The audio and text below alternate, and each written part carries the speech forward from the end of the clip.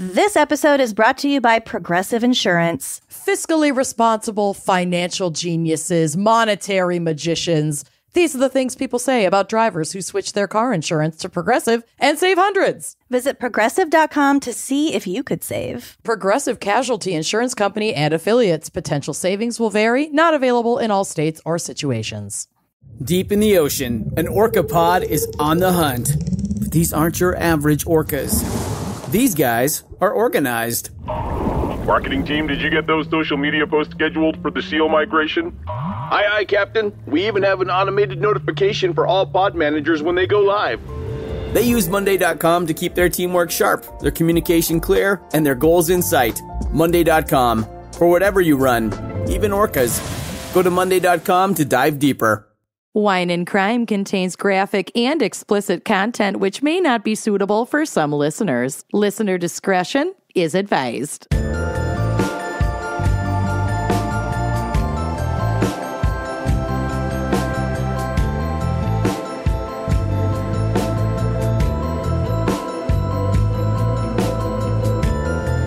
You are listening to Wine and Crime, a podcast where two friends chug a wine, chat through a crime, and unleash their worst accents Italiano. I'm Amanda. Soy Lucy. Oh, we should look up what that... Anything in Italian. Google Translate. From English to Italian. Can everyone guess what our topic is for this week? Don't worry about it. My name is Amanda. Mi chiamo Amanda. Oh, mi chiamo Lucy. Oh, prego, mi chiamo Amanda. Oh Ravioli. Ravioli. Yes, this week we are discussing... Is this a gal's pick? This is us, right? Yeah, because it comes out during the week when we are... We're in Italy right now. You're hearing our voices from Italy. Sadly not recording from Italy. Actually, fortunately not recording from Italy, because that would be a nightmare. No, I got other shit I want to do in Italy. No, we'll be too drunk. But this week, our topic is Italian crimes. Oh, crime of the Italian sort. And I did not talk about the mob at all today. Did you? No. Look at us! Nice. We are rejecting Italian stereotypes as we use some probably very problematic accents. But you know what? We're trying our best. Grazie. So that is our topic for this week, because as you listen to this, we are with a small portion of the wine coven rocking around Rome and Florence. I'm probably getting a blister right now from some tour of the Colosseum. I'm applying. There are Band-Aids on my heels. Guaranteed. As you listen. Guaranteed. Which reminds me, I do need to pack like good Band-Aids, some first aid, good socks for all of the walking around, my good sneaks. Gas X. Oh, so much Gas X. One of the things I'm the most excited for are the wine glory holes. Yeah. Just holes in the walls of the shops along the streets where you could go up and order a glass of wine and they just shove a fistful of wine through the hole at you. Come on. Isn't there only one of those left? Or am I know. thinking of something else? I don't know, but I did recently see a TikTok featuring one of those wine glory holes, and I was like, ah, it's happening! Danielle! There's been a fire. There's been a wine glory hole. That's what's happening this week. I'm very excited about my case and very excited to hear what you have selected for us today. But before we get to that, let's talk about some wine, shall we? We shall. Wouldn't it be funny if I just didn't pick an Italian wine for this episode? Kim Crawford. We're going to talk about this Wisconsin winery with Concord grape. No. It's a table wine. It's a Concord grape table wine. It grows heartily in the cold climate. Goes great with an ice cube. Oh, yum. But no, I'm not doing that to you, because today I am drinking, we are drinking, the world is drinking the 2020 Sapore Locale. Oh, It's such a beautiful bottle, and it features ceramic art by an Italian artist, which I think is pretty cool. Very nice. Cat Odell, cactus pot by Italian artist. Oh, the photograph is by Cat Odell. Cactus pot by the Italian artist Forlín Antonio of Don Corleone in Taormina, Sicily. Crushed it. You and I are both going to be struggling with some names today. They're never going to know that we're American tourists because our Italian is so flawless.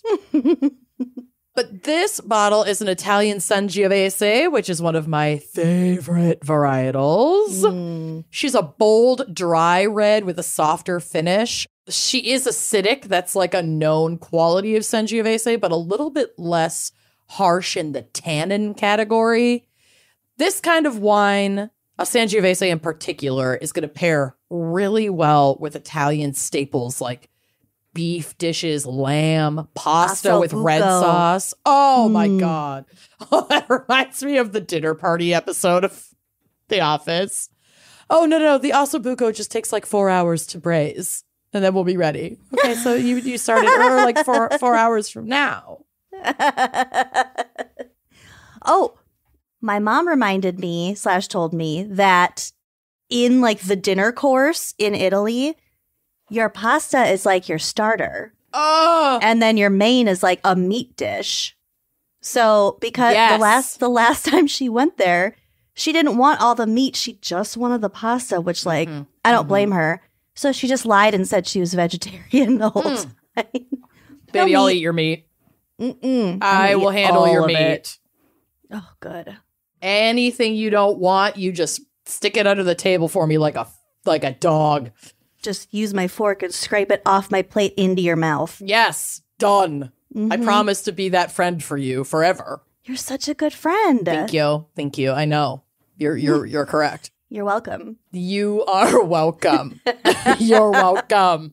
Sangiovese is on the acidic side. That's why it pairs so well with these types of foods, because it cuts so beautifully through like fats and spices. With pairing wine with food, the kind of typical way you want to go is either matching the properties. So an acidic wine going with, say, a pasta with red sauce, the acidity of the tomato is going to pair really well, or go opposite. So like acidity with fatty meats, cheeses.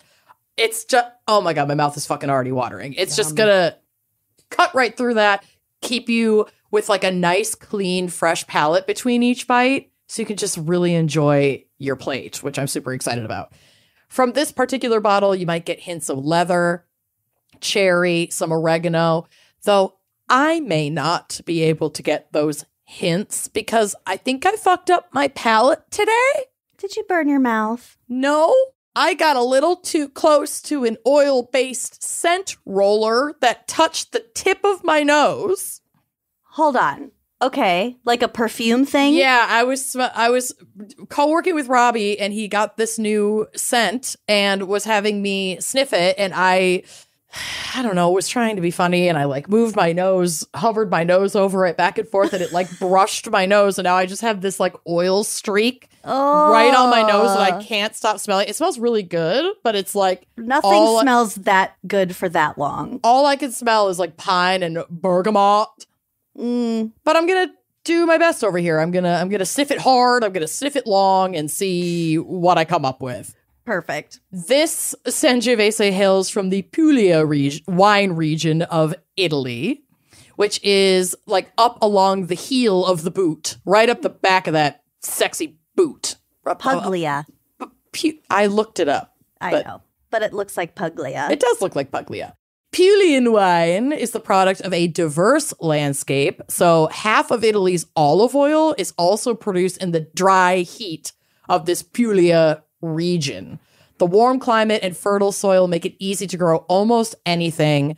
And this region is surrounded by water on 3 sides, allowing cool breezes off the Mediterranean to moderate vineyard temperatures. Because Sangiovese, it's actually kind of perfect for this because it can get a little moody, like it wants some of that dry heat, but if it's too hot, and this applies to a lot of different grapes, but if it gets too hot, then the grapes over ripen and it can just totally fuck the flavor profile of these grapes. So it's like you're working together with the heat, the soil, and then the cool Mediterranean breeze that I'm sure are feeling right now at this moment as you listen to this. Yes, in this moment. Sangiovese is a red grape varietal that derives its name from the Latin sanguijovis, or blood of Jupiter.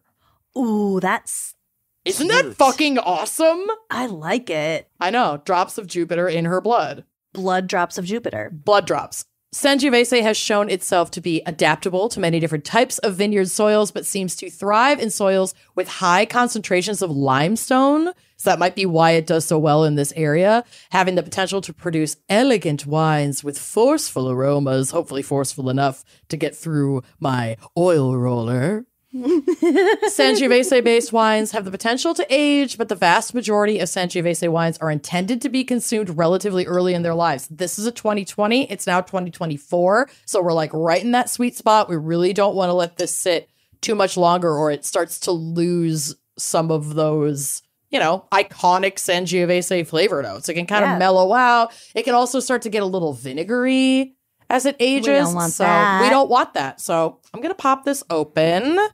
My house is a disaster, so I do not have a clean wine glass. We've been doing a lot of house projects, and that means other things like clean dishes get neglected sometimes. Okay. That's okay. Are you drinking anything today? No, I didn't have time. I've just been running around all day. I get it. Well, this pops for you, babe. Oh. Deep, Bueno sensual pop. Bill, no. Wait, I don't know. Prego. I can smell this. Good. It does smell good. Cuts through the pine. Yeah, it is very aromatic. Here we go. Oh, fuck, that's good. God damn. It's so nice. Like it hits, the sweetness of it hits first, and then it settles into that acidity with the dry finish. You really get the leather on the back end. I'm a big fan of this. This is Mandy might get drunk this epi. Oh no. Oops. Well, cheers to you and your Cheers. Benjamin, which I'm sure is not far from you at this very moment. She's right here. Got my pen, got my stand. I love how I was on a virtual call with my doctor yesterday. I was getting established with a new GI team to like fix my guts. Oh. And they were asking me about, my indulgences. And I was like, I barely drank. And now here I am. I'm going to take down this whole fucking bottle the day after. I guarantee it. Proud of you. Thank you. Well, should we take a quick break ski to hear a word from our sponsors so we can get to our background, psych, and maybe a little case for Italian crimes? I think that's a wonderful idea. Let's do it. The weather is turning colder, and, there are some things that people look forward to in that regard. Some people like football, sure. I love pumpkin spice lattes. I love cozy outfits, blankets, all of the things that keep me warm in the Midwest cold. And that includes slipping into a cozy sweater from my girl Quince. Quince is known for their Mongolian cashmere sweaters from $50. Mm-hmm. Are you kidding me? Mm-mm. And it's not just that. All Quince items are priced 50 to 80% less than similar brands because guess what? Those clothes that you buy, those prices are really inflated in a lot of cases. Mm-hmm. So Quince brings you the same clothing, the same quality as like some of the most expensive clothes they have in the stores. Mm-hmm. That includes beautiful leather jackets, cotton cardigans, super soft denim, like we said, those cozy sweaters, and so much more. But you might be asking, how are they able to do that? By partnering directly with top factories and cutting out the costs of the middleman, which passes the savings on to us. It's genius. Mm-hmm. And Quince only works with factories that use safe, ethical, and responsible manufacturing practices. And of course, premium fabrics and finishes for that luxury feel in every piece. I swear my whole closet is stacked with Quince right now. Obsessed. From staples like, just plain t-shirts, maybe a V-neck, pair of jeans, to like the cutest sweaters. You look very fashionable. Put together. Yeah, and that's what I could always use that. It's what we strive for. So get cozy in Quince's high-quality wardrobe essentials. Go to quince.com/wine for free shipping on your order and 365-day returns. That's QUINCE.com/wine to get free shipping and 365-day returns. Quince.com/wine. You know what I'm thankful for this year? Honey Love. Because they make shapewear that's actually comfortable. Yeah. Say goodbye to uncomfortable underwire and bulky fabrics that trap heat. Just you can't pull them off. Going to the bathroom is difficult. Putting them on, taking them off. Not Honey Love. Honey Love's bras feature supportive bonding that eliminates the need for underwire without sacrificing lift. Your puppies are going to look great. Plus, they're made with fabric that is so soft, you're not going to want to take it off. And their shapewear uses targeted compression technology, so you no longer have to feel like you're suffocating while you're wearing effective shapewear. You're going to look good and you're going to feel good. You will immediately see and feel the difference. Get yourself the gift of comfort. Plus, for November only, Honey Love is giving up to 50% off site-wide. Woo! Visit honeylove.com/wine to shop their sale and let them know we sent you when the survey asks. I am wearing a Honey Love bra right now as we read this ad, and I love it. I no longer have that feeling when I get home from a long day and the first thing I want to do when I walk in the door is take my bra off. Truly, with Honey Love, you'll never experience that again. Honey Love's best-selling crossover bra, which is the one I am wearing right now, is so comfortable, it is sure to be your new go-to. This bra gives all the support of traditional bras without using any underwires, plus mesh detailing adds a touch of sexy. This is the one bra you'll actually enjoy wearing and won't want to take off. Last night, I watched a double feature of Sense and Sensibility and Little Women, and I had my bra on the entire time. That's amazing. I know, it's a marathon, and I did not have to release myself. So give the gift of comfort this holiday season, whether you are attending an event, a wedding, you're hosting a big holiday dinner, or you're simply seeking that everyday boost of confidence. Honey Love is the perfect +1. Treat yourself to the best bras and shapewear on the market and save up to 50% site-wide at honeylove.com/wine this month only. Inventory is limited and the sale ends soon, so don't miss their best deals of the year. After you purchase, they'll ask where you heard about them. Please support our show and tell them we sent you. Elevate your comfort, elevate your style, thanks to Honey Love. I think there's a common misconception that therapy is only for, like, people who are sad. In crisis. Oh, yeah, in crisis. But what folks don't talk about, I think, enough is that therapy is like, it's like preventative maintenance. Yeah, it's just like getting a physical, checking in with your regular doctor, but for your brain. Getting your oil changed. And it can be challenging to find and meet with a therapist that is the right fit for you, because it's also really awkward to, like, break up with a therapist. It really is. But all of those challenges are solved with Talkspace, because Talkspace gives you personalized treatment. You can meet online from anywhere. You can text your therapist. And you don't have to leave your house. Yeah. It's amazing. Talkspace, the leading virtual therapy provider, makes getting the help you need easy, accessible, and affordable. Talkspace therapy and psychiatry are covered by many insurance plans and employers. Most insured members have a $0 copay. You can easily sign up online and get paired with the licensed provider that's the right fit for your needs, typically within 48 hours. And like Lucy mentioned, it's super easy to switch. You don't have to do that face-to-face in-person breakup, and you can switch providers at no extra cost with Talkspace. Talkspace makes getting help convenient because you can take your appointments from the comfort and privacy of your own home. That's one of my biggest barriers for therapy, is having, like, the executive function to leave my house when I really, really need therapy the most. So being able to do it from my phone has made that so much easier. Talkspace provides personalized treatment with individuals, couples, the LGBTQIA+ community, veterans, teens, and more. As a listener of this podcast, you'll get $80 off your first month with Talkspace when you go to Talkspace.com/gals and enter promo code SPACE80.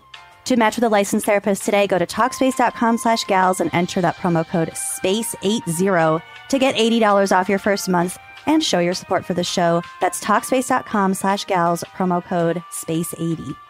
Lucy, qual è il nostro background e la nostra psicologia per I crimini italiani. Crimini Italiani. Crimini italiani. Oh, I'll remember cremini. Yeah, we will. Like the mushroom. Yes! Crime mushroom. Oh my God. Cremini. Which, Dio mio. Well, I'm going to be on this Googie Translate all day. I gotta download the app. Oh, yeah. I have my Translate app ready to rock. So, I wanted to get into the history, but Italy's history is a mess. It's buck. It's a lot. It's a lot. And then there was like a really long period of time when like nothing happened. I don't know. God bless them. It was off. Something was off. Too quiet. Suspiciously. Mm-hmm. So what is now the country of Italy has been inhabited by humans since at least 850,000 years ago. What? Yeah. Care? Okay. Since classical antiquity, ancient Etruscans, various Italic peoples, like, do you think they're just like stand at a slant? Yeah, when you say it, you have to lean to is that why the Tower of Pisa is leaning? Did I just blow your mind? Is it? The silence. Is it? Did they do it on purpose? Is that why they call slanted letters italic? Let me find out. Why do they call slanted letters italic? The name comes from the fact that calligraphy-inspired typefaces were first designed in Italy to replace documents traditionally written in handwriting style called chancery hand. Okay, so not the tower. Italics derive from Italic peoples. Okay. Italy. Such as the Latins, Samnites, and Umbri. Also, in this region were the Celts or Celts. It's Celts. The basketball team ruined it for me. They're the Celtics. Mm-hmm. Stupid. Don't say that around my Aunt Gail. She will fucking clock you. She is such a Celtics fan. It's wild. It would be an honor to get clocked by Aunt Gail. Honestly, that is true. She'd also icon. Punch me into the next room. She might. She's strong. She's a nurse. Yeah. She's a nurse practitioner. She'll punch you and then she'll treat you. Yeah, because of the Hippocratic Oath. Yep. My aunt would never actually punch you, but we'll push that theory. Also, Magna Graecia colonists. Okay. So that just meant like Greek-speaking people were just kind of spreading out. Mm-hmm. And other ancient peoples have inhabited the Italian peninsula, the boot. Mm-hmm. Rome was founded as a kingdom in 753 BC. But it wasn't built in a day, am I right?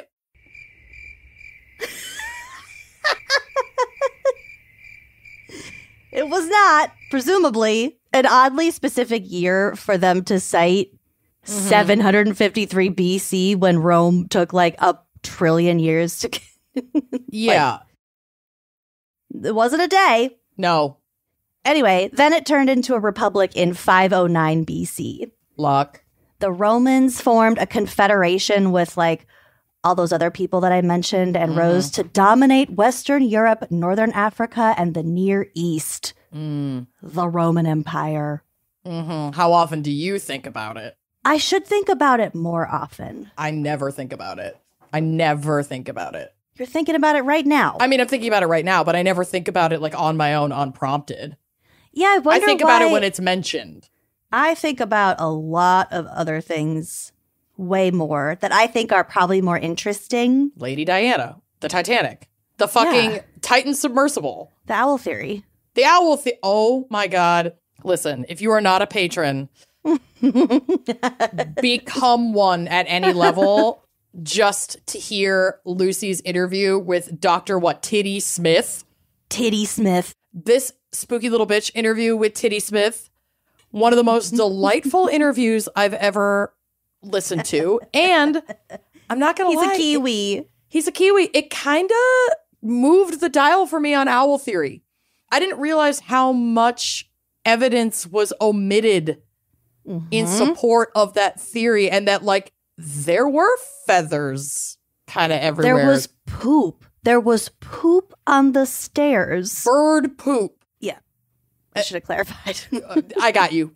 Anyway, join our Patreon. Continue. Thank you for that shout out. That was a great interview. I love Titty.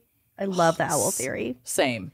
So yeah, that is my Roman Empire. Okay, so then Caesar was murdered in the year 44 BC. Mm-hmm. The Roman Empire contributed heavily to the development of Western culture like science, art, music, government. Mm-hmm. Yeah, it was a big deal. And then it finally fell in 476 AD. It had a good run. And there were like a trillion reasons why it fell. Mm-hmm. And all of those reasons were exacerbated by like bad weather.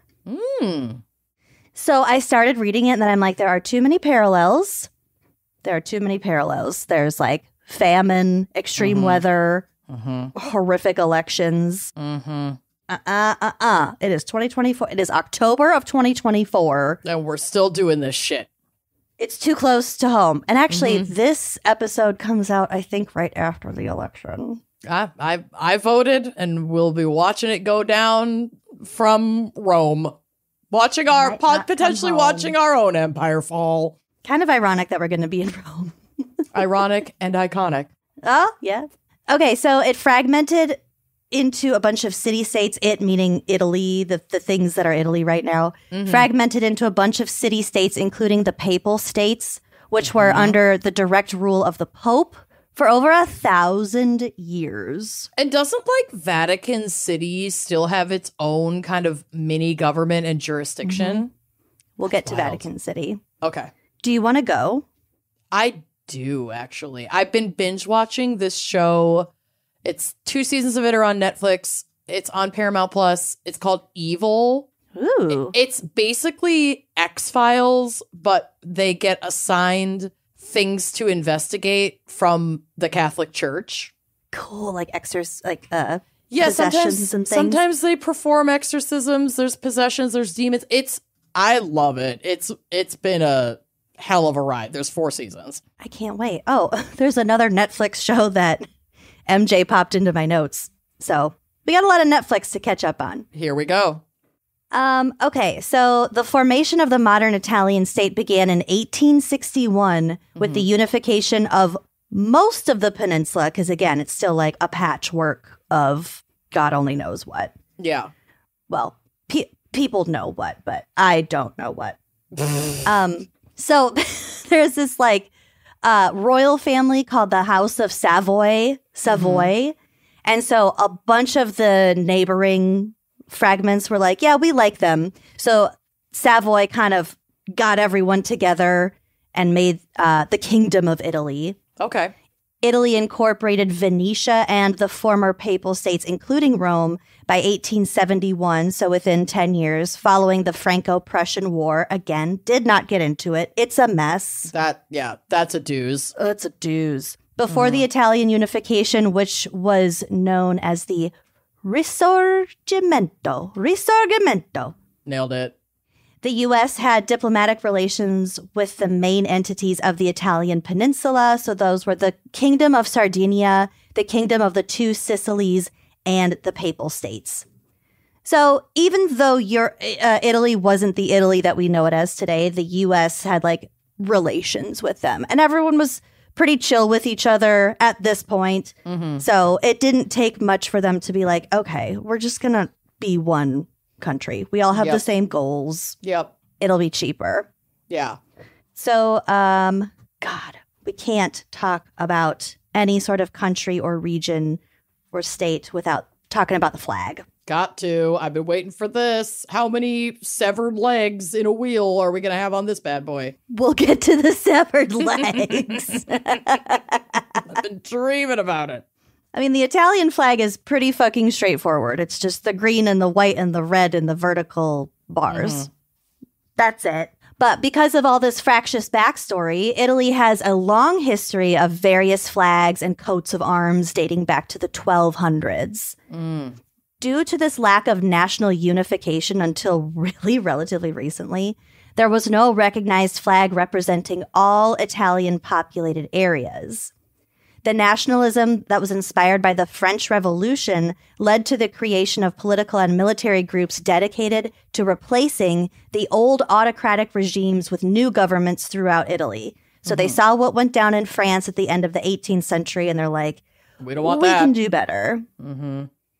The original green, white, red tricolor was first presented to the National Guard of the Transpadana Republic in October of 1796, with the colors supposedly based on those found in Milan's urban militia uniforms. So they were based on something political. Yeah. The cops in Milan. Sure. The Cisalpine Republic chose the same colors and vertical positioning 2 years later, and after that, that flag was considered by Italian nationalists as the true flag of their homeland, even though it wasn't like universally adopted because, again, we're still a fucking mess. Yep. It was popular.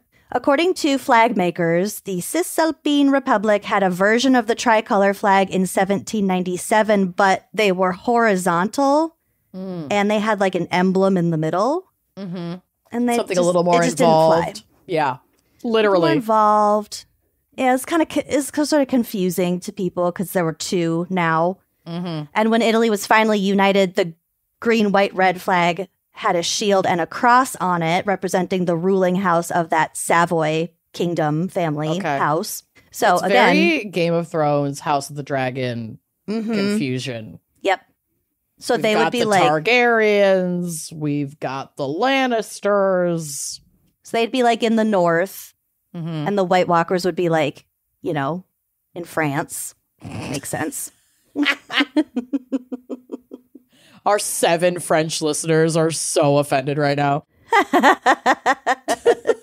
You're pale. You're all pale. So we have the three vertical stripes. We also have the 3 horizontal stripes with the emblem in the middle. Then we also have the vertical stripes with a shield and a cross in the middle that was representing this House of Savoy. When it was used for official purposes, they also added a crown to the cross. There are too many fucking variables depending on like circumstance and location and just like, I don't know, how we felt the that way day. The wind was blowing. Yeah. It's just a fucking flag. So finally in June of 1949, those symbols like yesterday. Yeah, like last week, they finally removed all these extra clutter things from the tricolor flag following a referendum that ended the monarchy and established finally the Italian Republic. They hired professional organizers and they were like, this is too cluttered. This shit has to go. So definitely well within your grandmother's lifetime. Oh, yeah. Italy had a king and a queen. Mm-hmm.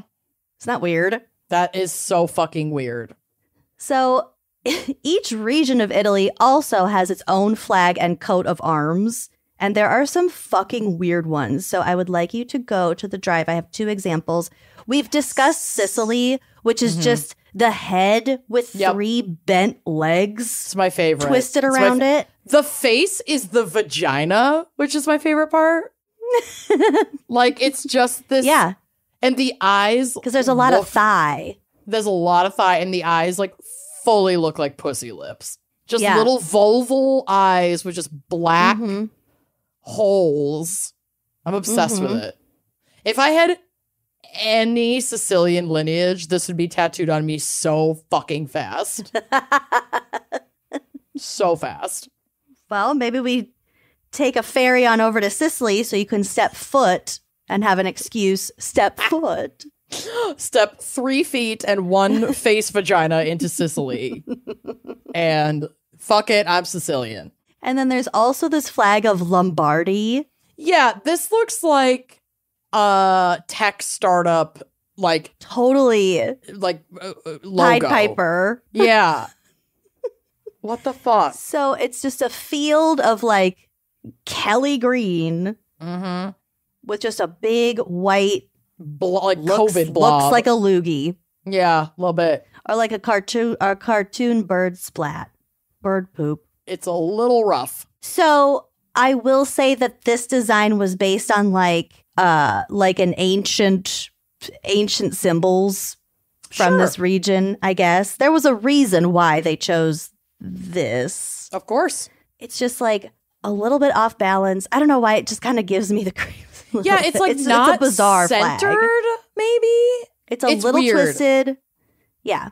It's just a really weird looking flag. I feel like if you Google image searched cartoon germs, that's what would You'd see that up. With a little face in the middle. Yeah, kind of. Mm-hmm. It's odd. It's odd. So yeah, there are lots of flags in Italy. But their actual Italian flag is somewhat related to the classic margherita pizza. Yum. We're going to eat the fuck out of that. I am going to eat non-stop when we're there. Oh, you're going to have to roll me from tour to tour, baby. Yeah, like, let's fucking go. Yeah. Mm-hmm. I'm so excited. It's going to be offensive how much I'm going to eat. The police police might be called. Somebody stop her. Somebody come get her. Somebody come get her. She's eating all the pasta. Like an American tourist. That tracks. Yeah. Okay, so this NPR article is called The Politics of Pizza, How Italy's Flag and Food Are Deliciously Intertwined. I love it. According to the popular legend, the pizza margherita was invented in 1889 by Raffaele Esposito, a chef at Pizzeria Brandi. Okay. The pizza was allegedly created in honor of Italy's unification and inspired by the Italian flag. So the three toppings, which are basil, mozzarella, and tomato, represent the flag's green, white, and red. Shut up. Mm-hmm. So they say that I'm so hungry. I like the really thin crust that's like wet, kind of wet in the middle. Yep. And then not on the bottom, just in the middle. The charred bottom and the charred crust. Mm-hmm. Bitch, if there's a big ass bubble on that crust, ooh, yeah, fuck me up, pizza bubble. Oh, I'm chomping that bub. Mm-hmm. Soaking up all the fucking oil and tomato runoff off the plate with the crust. I'm gonna fucking die. I'm gonna drown in my own saliva. You gotta save that bub, scoop up the juices with it. Yep. It's like a little spoon. That's good shit. God's spoon. Mm-hmm. Esposito created this pizza when the new queen of Italy, named Margherita di Savoy. So wait, is this where Savoy pizza comes from? It's like Italian pizza? What's like Savoy pizza? Savoy brand pizza. It's a thing. Maybe. Maybe it's an East Coast thing. Savoy pizza. That Red would make Savoy. sense. There's one in Edina. Okay. Bitch, we are so fucking smart. Like. But that's obviously where margarita came from. I love this. This is all just legend. This is probably not at all true, but this is the legend. It's cute. I'm sticking to it. Yep. Suck it. So when Queen Margherita di Savoia visited Naples is when he created this pizza to be like, we love you, Queen. We love Italia. Oh, we love our pizza. If I ever reach the level of admiration for like an entire community to create a pizza for me, yeah. I'm tearing up just thinking about it. I can't. Don't worry, you will never do anything to earn that much admiration. No, that is so fucking true. You are absolutely correct. You are not at risk for having a pizza named after you. You are not at emotional risk of carrying the burden of a famous pizza. I'm good. Don't worry. Trust me on this. According to John F. Mariani, a journalist and food writer, the Queen diplomatically declared the flag pizza to be her favorite. Cute. Today, a plaque near the Pizzeria Brandi marks it as the birthplace of the pizza margherita. Love that. Okay, so I hope you've worked up an appetite because now I'm going to tell you a little bit about the Black Death. Oh no, go brown rat. Go brown rat. Go brown rat. The Black Death as we know, was a global epidemic of the bubonic plague that struck Europe and Asia in the mid-1300s.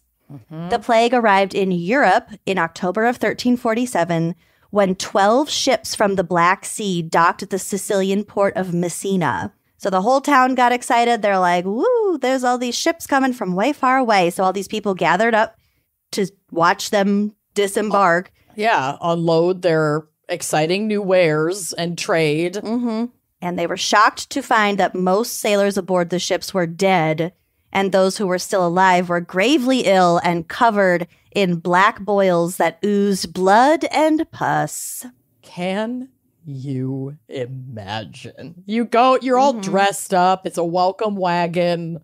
You're waving your kerchief. And then it's like just the opening scene of Beauty and the Beast. Absolute devastation comes crawling off those ships. There goes that baker nightmare. with his tray like always. Nope, not today. The same old oozing boils to sell. These gray men stumble off their ships. They reek. They're wet with pus. Oh, God. They're just going to let out one dusty last gasp and die right there. Oh, it's horrible. Ugh.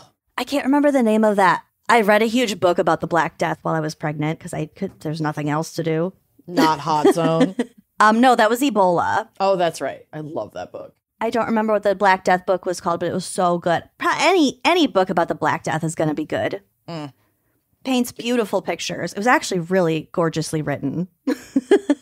I bet. So the Sicilian authorities ordered the fleet of ships out of the harbor, get the fuck out of here, but it was too late because it's really contagious, and I'm sure some people got off or onto the ships before they decided what to do. This reminds me of like February, not even of 2019, maybe 2020, it might have been 2020.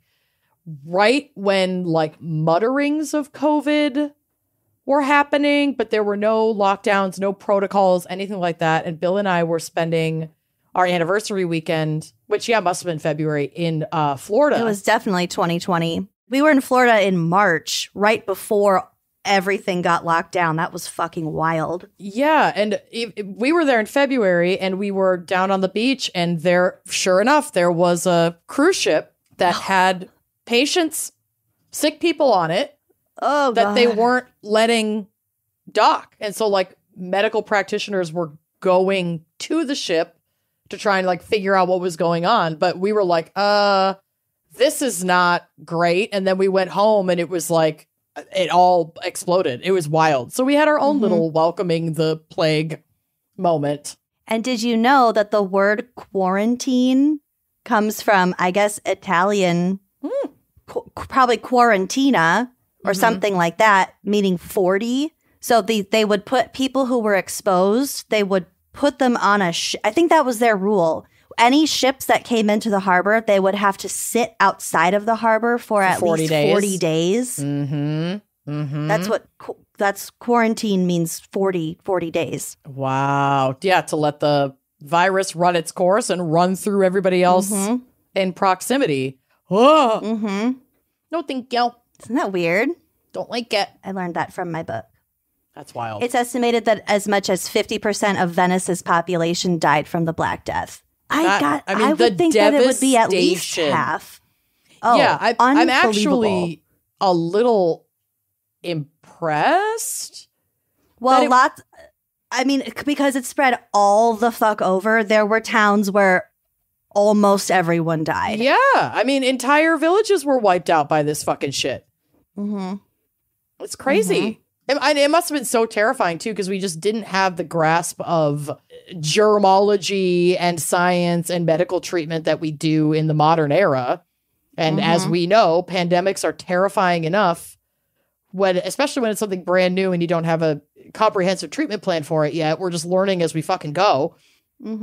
But this was like so scary, and there isn't the immediate communication with other regions, other nations. Like, how do you fucking warn even all of the people in Greater Italy that this has arrived in a sufficient amount of time. Like, and they think that the plague came from like these weasels that lived in like Mongolia, like basically like wild ferrets. That's where the disease started, and then it just traveled down through China, down like Silk Road area, along trade routes, and and then it went up to Italy. But that whole way, it's spreading that whole way. Yeah, is that wild? Yeah, that's so scary. If the time machine is created, this is not an era that I'm going back to. There aren't many eras that I would want to go back to. I think the 80s would be fun. The 80s would be a ride. To be like an adult in the 80s. I want to snort the cocaine of the 80s, like the good stuff, before we ruined it with fentanyl and all of this other cheap shit. That's when I want some real Quaaludes. Make ludes and coke great again. That's my platform. Make recreational drugs safe again. Seriously. Not that they were ever like all that safe, but they're certainly not safe now. Safer. It was a different time. It was a different time. So Venice later experienced several more plague outbreaks because it didn't go away. The plague is still around. That's not something I thought I'd hear today. Like you could still get it now? Yes. It's just much more there treatable. Was like a tiny little outbreak of it like a couple years ago in the U.S. No. Mm-mm. You can absolutely still get the plague. No, thank you. Yeah. They have it mostly, like, I know they have it like in a lab for sure. Well, right. You can get the plague. Is there a vaccine for it? Or just treatment? So that's why it's like so... Probably just treatment. Hold on. Minimal. Plague today. Nowadays, it is a rare but persistent cause of illness in rural areas in the western U.S. and certain regions of Africa and Asia. Wow. Plague. And it's just called plague. Yeah, just general plague. Yep. Okay. Yeah, it's caused by a bacterium called Yersinia pestis. Okay.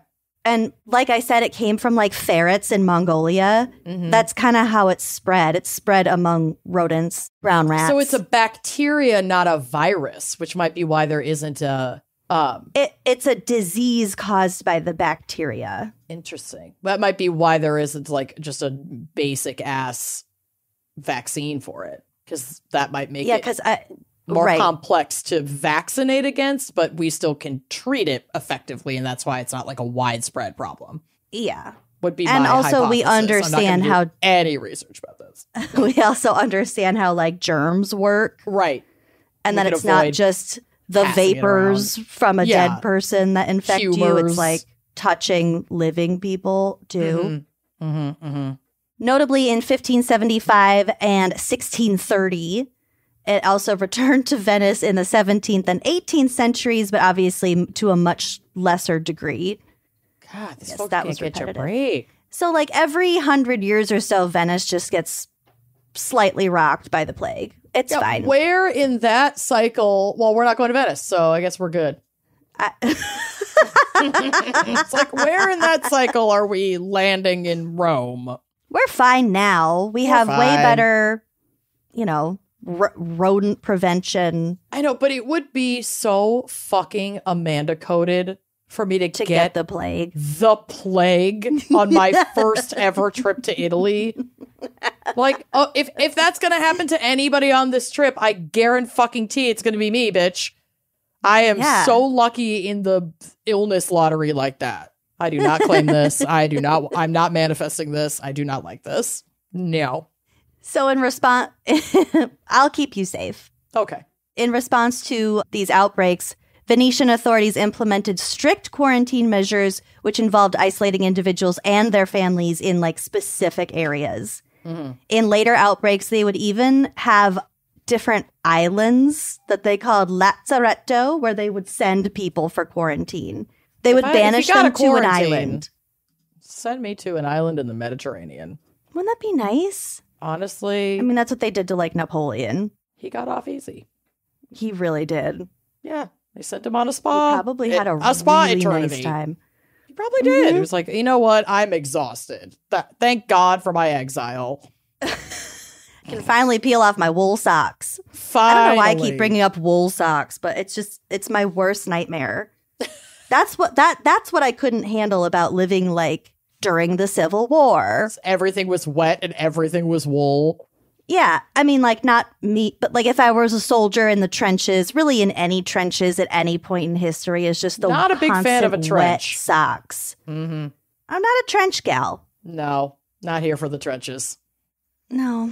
I work from home. I had a dream last night about those flamethrowers during World War I. Oh, God. That's scary. Yeah, I dreamt that Trump won the election, and the next thing I knew, there was civil war, and people had full-on flamethrowers. Well, I hope that was just a dream and not a prophecy. I don't think I took my medication last night. You don't think? You don't think as you lucid dreamt about the post-Trump Civil War? Take we might not be coming home from Italy. Listen. Oh my God. I'm coming back and I'm fighting. So, like I said, the plague decimated other parts of Italy as well, and obviously Europe, Asia, parts of Africa, etc. Mm-hmm. For example, Siena's population was so diminished that the project that they had going of enlarging their cathedral was completely abandoned. Is it They were like, we don't have enough people. Is that cathedral still like unfinished to this day? I'm looking it up. Because that would be interesting. Siena Cathedral, I can tell you that it's closed right now. It looks temporarily finished. Closed. All right. Well, they eventually got around to it. I think they did. That's wild. And obviously that's significant because, you know, I think to us in the modern age, it's like, oh, they didn't finish building a church. But at the time, it's like these were the cornerstones of the entire community. Like that was an essential building, gathering place of worship at the center of their community. So to not be able to complete that because of population devastation is like a very significant thing. Mm-hmm. Wikipedia said that this specific cathedral was the episcopal seat of the Diocese of Siena. So it was an important cathedral. Yeah. It's beautiful. The plague also killed many great painters, including Ambrogio and Pietro Lorenzetti. Danielle! Which also ended the development of the first Sienese school. The Roman Catholic Church also lost some of its monopoly over the salvation of souls. Yeah, because bummer. People were staring into the face of imminent death, and everyone around them is dead or dying, so they turned to mysticism and excesses. People didn't give a fuck anymore. It's like, I'm going to get drunk. I'm not working. Fuck you. I'm not going to church because we're all dying anyway. Can you fucking blame them? Nope. That's exactly what I would do. Mm-hmm. That's exactly what I would do. I would hole myself up in my room with my Squishmallows and my wine and wait for death. Wait for sweet, merciful death. Yep. Bye. Sometimes death is a mercy. Is a mercy. I'm binging my shows. And my arm's rotting off, and there's fuck all I can do about it. I'm not going to work. Mm-hmm. Sorry, we're not putting out content this week. I have boobas and boils. I'm just watching the boils grow on my arm. Yes, I'm sorry. I'm manically measuring the changes in my boils and watching Evil on Paramount Plus. I cannot come to work. There was a part of that book where one of the I don't know how true this was, but it really painted a picture. But one of the doctors is like in the room with a woman who's dying of plague. Oh, God. And he says he can hear the boils getting bigger on her body, like filling. Oh! Oh! Yeah. No. Yeah.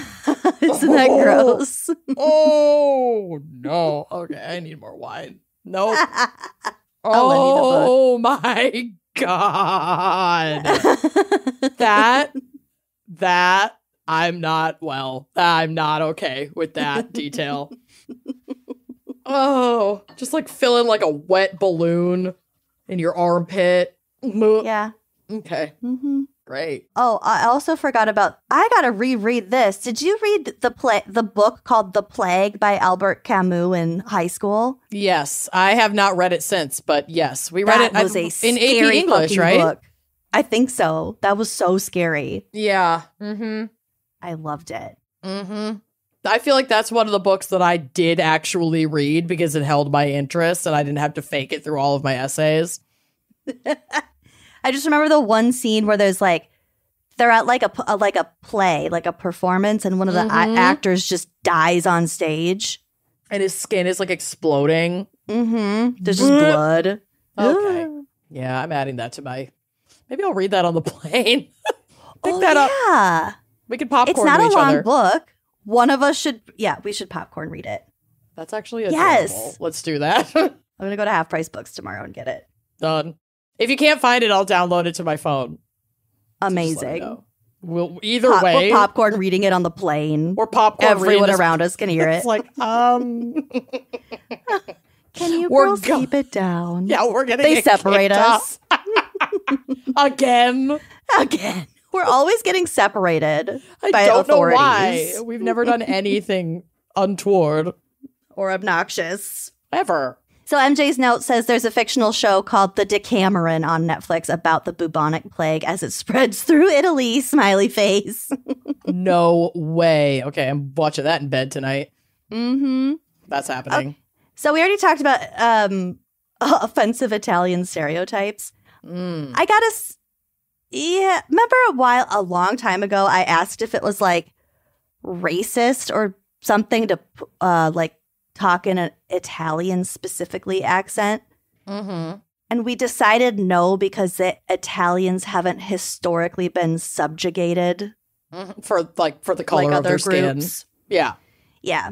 I think that's what we decided. I mean, we as non-oppressed or subjugated white women don't get to decide that. Yeah. But I understand that things can be offensive, and we're sorry. Mm-hmm.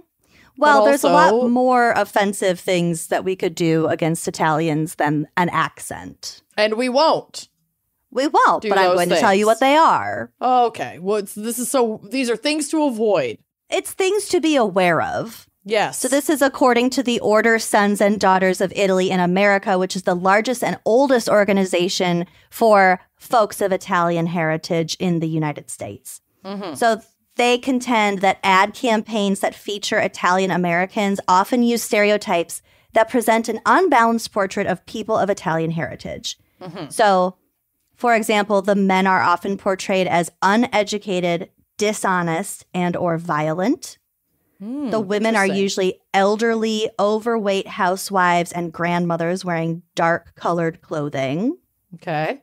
Ads using Italian Americans usually capitalize on the mafia and gang portrayal of Italian Americans in popular entertainment. That I have very much noticed.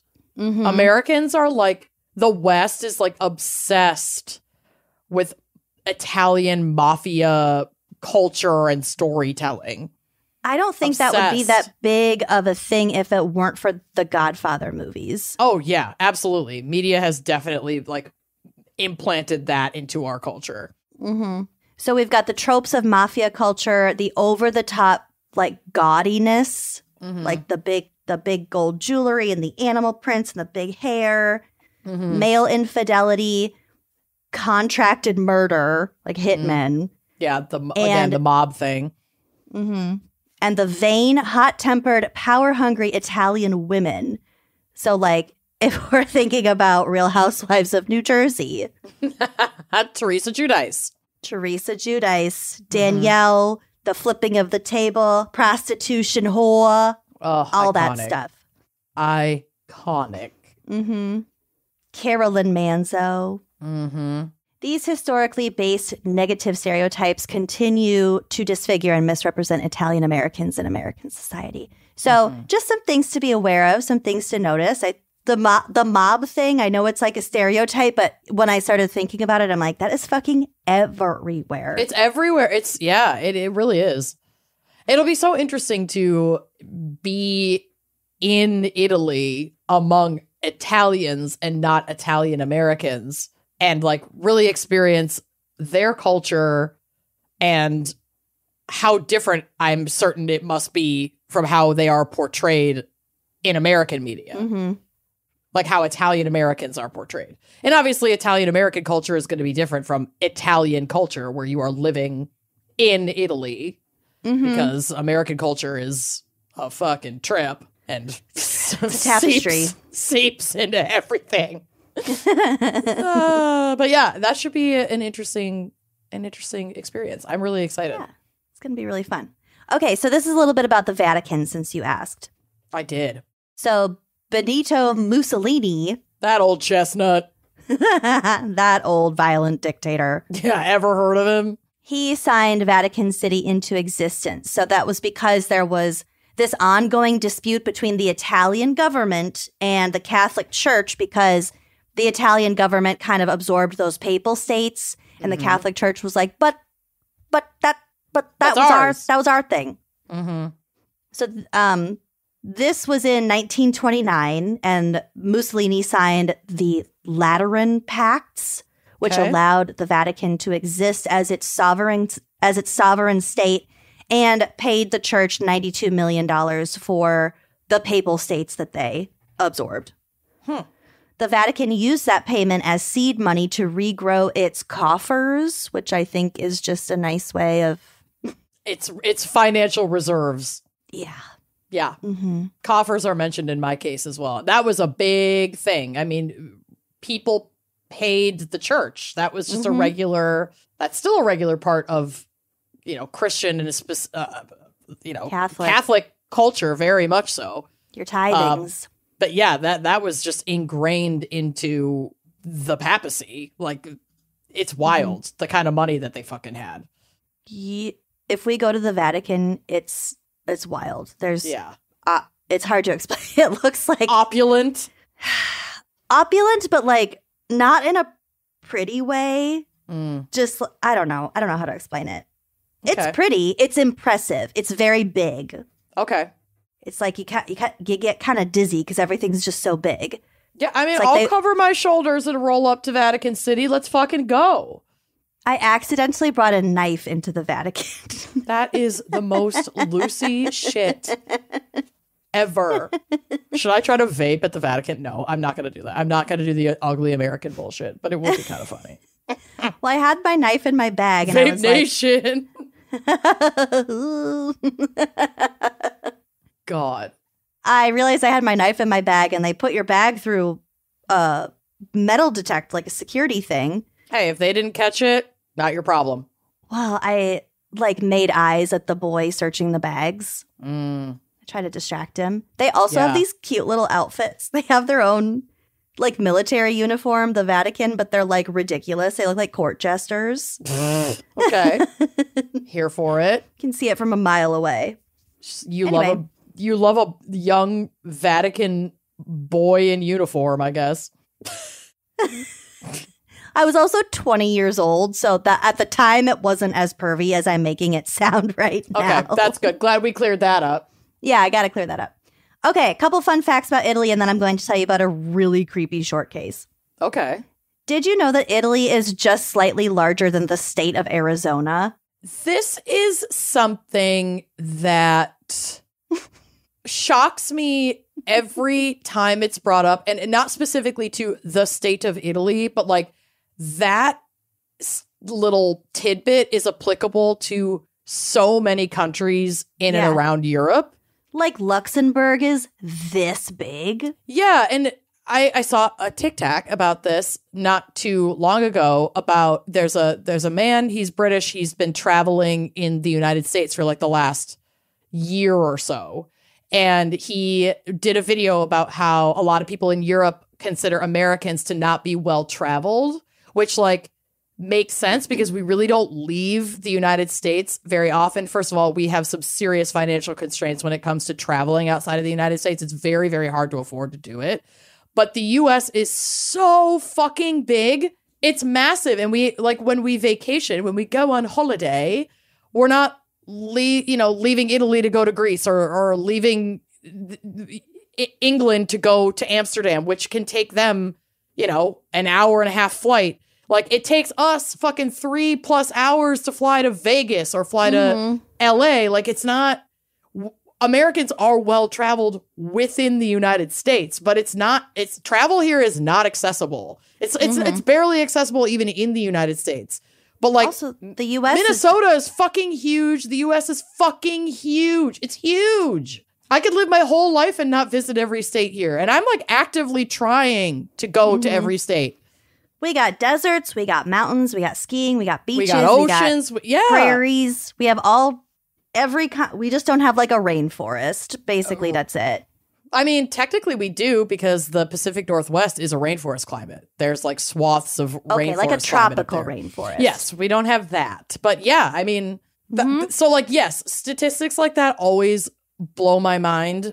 And I know that U.S. culture, it's like weirdly insular, but it's kind of hard for it not to be, because we don't have access to other. I mean, if Americans are regularly traveling out of the country, it's typically to go to like Canada or Mexico, because it's so hard to fly overseas. It's so fucking expensive.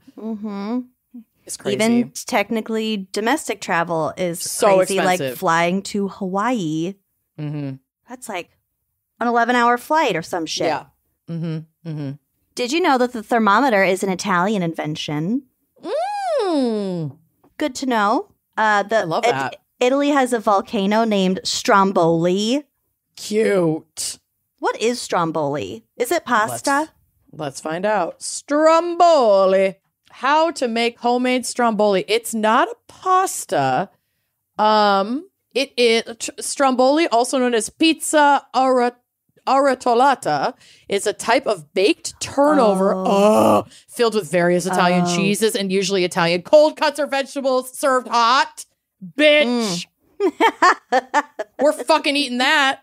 The dough uses either Italian bread dough or pizza dough. That's what they made in Real Housewives of New York, when that one gal who was only on for one season like baked a fork into hers and thought it was funny. Wikipedia says stromboli was invented by Italian Americans in the United States in the Philadelphia area. So probably an American invention named after the mountain. So we may not even encounter stromboli in Italy, because that's an Italian American dish. We'll have not to go an originally to Italian Little dish. Italy. We're gonna find the only Pizza Hut in Italy and see if they have stromboli. Sick. Okay, Pope Pius IX proclaimed himself a prisoner of the Vatican, and for almost 60 years refused to leave the Vatican and submit to the authority of the Italian government. Okay. So he was like, I'm safe in here. Fucking make me leave, bitch. So he spent 60 years inside the Vatican. I'm going to tell you right now, I could easily spend 60 years inside. And the Vatican's not small. Nope. So good on you, boss. Yeah, but also just like petty. So petty. I don't want to pay my taxes. If all it took for me to not pay my taxes was stay in my house for 60 years, fucking done. Oh, done. Easy. But if I had papal money, if I had that papal bag, whatever. Whatever. Yeah, just pay your taxes, guys. Just pay your taxes. Just pay your fucking taxes. Okay, so a little case for you. And this is the story of the Beasts of Satan murders. Okay. It is as violent as it sounds. It sounds not great. It's not great. In January of 1998 in Milan, Italy, 16-year-old Fabio Tollis, who was a student and a heavy metal musician, and his lady friend Chiara Marino, who was a 19-year-old shop assistant, they were drinking at a pub, and the pub was called The Midnight, and it was like a very big venue in the heavy metal scene in Milan. They were just out drinking beers. They left, and they never came home. Oh, shit. They disappeared.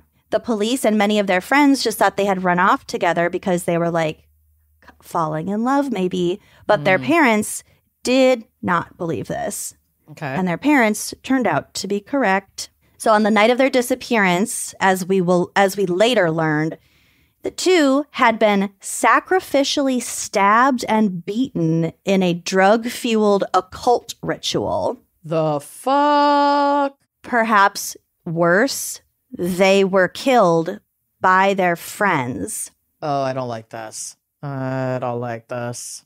So 3 of the people who killed them, like kind of the main 3 people, were Andrea Volpi, Nicola Sapone, and Mario Macchioni. And Mario was considered by Tolis to be his best friend. Oh, God. There were also like a couple more people, and I'm going to read you the list of all the names because they all have really stupid nicknames. Okay. Like within their group, their cult group, they all have like alternative names. So this was Andrea Isidon Volpi, Nicola Onusin Sapone, Paolo Ozzy Leone, Mario Ferocity Macchioni. So Ferocity was the best friend. Get over yourself. Okay. And when did this take place? 98. 98. Okay. Pietro Wedra Guerrieri, Marco Kill Zampola. Okay. 0 points for creativity on Marco Kill. Yeah, Kill. And then Eros Chaos Monteroso. When your name is Eros, which is already the fucking like most badass name ever. And it was Chaos with a K. Chaos with a K. Boo. And also Elisabetta Ballerin. There was one girl involved in the killers group. Okay. So this group had been part of a band. The group, including Tolis and Marino, Chiara Marino, were part of a heavy metal band. And they were suspected of participating in satanic cult activity. Their band / their group was called the Beasts of Satan, which in Italian is Bestie di Satana. Satan besties. Which is really sad because they were besties. Yeah. So Volpi, who was the de facto leader of the cult, had lured the pair out of the pub. He was probably like, hey guys, let's go hang out because we are all friends. He and the others drove out of the city and into the woods near Somma Lombardo, which is about 30 miles northwest of Milan. So they're in a dark forest. Don't like it. Nope. So once they were there, Volpe was like, okay, guys, Chiara has to be sacrificed. And I think the reasoning was that she was like, they said that she was like echoing like Christianity too much. Like she wanted to be viewed as the Virgin Mary or something like that. That was their reasoning. Okay. So she had to be sacrificed because they couldn't have that in the Beasts of Satan. Besties of Satan, yeah. So Tolis, her boyfriend, who was like 6'2" and like 230, like he was a big guy. Big boy. He desperately tried to defend himself and Chiara, but there wasn't anything that he could do. And actually his attempts to protect her resulted in him getting a blow to the head with a hammer. He's outnumbered and overpowered. Big time. And they have a hammer. Yeah. Nicola Sapone then gagged Tolis and slit his throat in what the Italian media later called, quote, an orgy of bloodletting. Oh, no. Marino and Tolis were then stabbed and beaten to death. According to the New York Times, by some accounts, Chiara Marino was killed because the cult members taught her to personify the Virgin Mary. It doesn't really make sense. I think she had just become like not bad enough for them. Officials say the two may have been killed because they were, considered to not be strongly committed enough to the cult and therefore posed a threat to it. I question your commitment to sparkle motion. Exactly. Macchioni, Sapone, and Volpi buried the bodies in a large grave in the woods and danced on top of their graves. Ew. The group was laughing and screaming, quote, now you're both zombies. Try to get out of this hole if you dare. That's... no. Probably sounded cooler in Italian when they were doing it. Probably. Horrific, regardless. As mentioned, the authorities at the time thought that Marino and Tolis had run off together, but Tolis' father, Michel Tolis, did not accept that explanation. A few hours before their murder, Sapone, forced Tolis to call his home and tell his dad that he wasn't going to come home that night. And his reasoning under threat by this friend was duress. Because he said he was going to go sleep with his girlfriend, Kiara. Michelle thought that was strange and then called the pub back to like check and make sure he was okay. But by then they had already left. It was too late. Oh, shit. Michelle was convinced that his son's friends knew something, and he launched an investigation that would last the next 6 years. Oh, my God. 6 years? Mm-hmm. No. Being a parent is too scary. I don't know how you do it. Absolutely not. Nope. Mm-mm. Well, my child doesn't have any friends yet, so... Thank God. Thank God. Yeah, so basically the cops were like, they just ran away. There is absolutely no evidence to suggest that they were taken, that they've been harmed, that those people had anything to do with it. The cops, they just weren't... there was nothing for them to go on other than Tolis's dad being like, something is wrong. Something's wrong, yeah. So 6 years later, on January 24th, 2004, Jessica's birthday, Volpe and his girlfriend, so this is 18-year-old Elisabetta Ballerin. Mm-hmm. So Volpe's like definitely in his 20s. This girl is 18 years old. Yeah, she's a child, basically. Together, they committed another murder. Oh, fucking this time, course they did. Their target was 27-year-old Mariangela Pizzotta, who was Volpe's ex-girlfriend. So he's like, hey, new girlfriend, come with me to murder my ex-girlfriend. It'll be fun. Yeah, prove your commitment to the satanic cult by helping me kill my ex. Mm-hmm. According to the LA Times, they lured Pizzotta to a remote chalet, which, like, I could so easily be lured to a remote chalet. Honestly, me too. And a remote Italian chalet. We're basically doing that. Yeah, in Milan. Hello. Yeah, sign me up. While they were high on drugs and alcohol, the pair reportedly shot Pizzotta in the face, then buried her while she was still alive in a shallow grave. Oh my God. I also read that they shot her, they dragged her to the greenhouse, or maybe they shot her in the greenhouse and then she wasn't dead. So they were just hitting her with like a spade shovel. Oh, no. And she still wasn't dead, and they buried her alive. Oh my fucking God. Mm-hmm. So many opportunities to be like, we should stop.